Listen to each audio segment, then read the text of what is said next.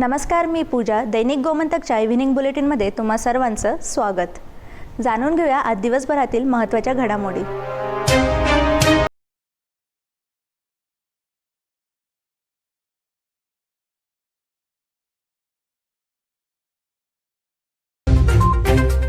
Corona काळात केंद्र आणि राज्य सरकारला गोमंतक यांनी चांगली साथ दिली आहे. यामुळेच आज 100% पात्र लोकांना लस देण्यात गोव्याने प्रथम स्थान मिळवले आहे.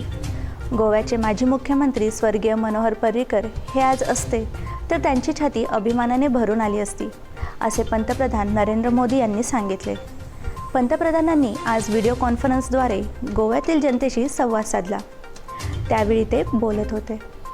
सासष्टी तालुक्यातील वारका येथील सी ब्रिज हॉटेलमध्ये विनापरवाना सुरू असलेल्या कसिनोवर मध्यरात्री 3 वाजता मडगाव आणि कोलवा पोलिसांनी छापा टाकून 15 जणांना अटक केली, परंतु नंतर सर्व संशयितांची जामिनावर सुटका करण्यात आली. या कारवाईत पोलिसांनी 6,09,000 रुपयांचा मुद्देमाल जप्त केला.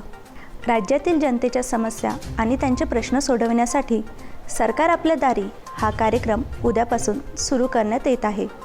या कार्यक्रमाची सुरुवात प्रथम बारदेश तालुक्याच्या थिवी मतदारसंघातून होणार आहे.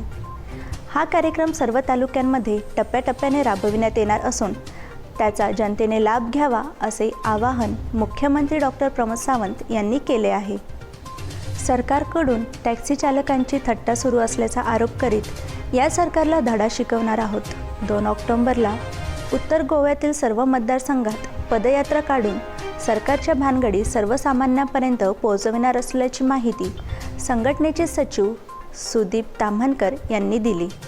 मुख्यमंत्री प्रमोद सावंत यांनी राज्य असुरक्षित बनवले असल्याची टीका आप गोवा महिला विंग उपाध्यक्ष ॲडव्होकेट सुषमा गोंडे यांनी पत्रकार परिषदेत केली. महिलांच्या सुरक्षेसाठी विशेष न्यायालय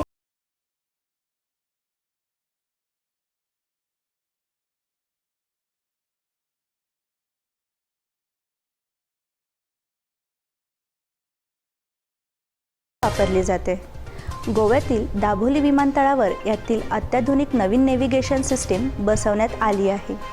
देशात पहिल्यांदाच अशा प्रकारची सिस्टीम बसवली असून कोरियन तंत्रज्ञानाचा या नव्या प्रणालीसाठी 5 कोटी रुपयांचा खर्च आला असल्याची माहिती विमानतळ संचालक गगन मलिक यांनी दिली.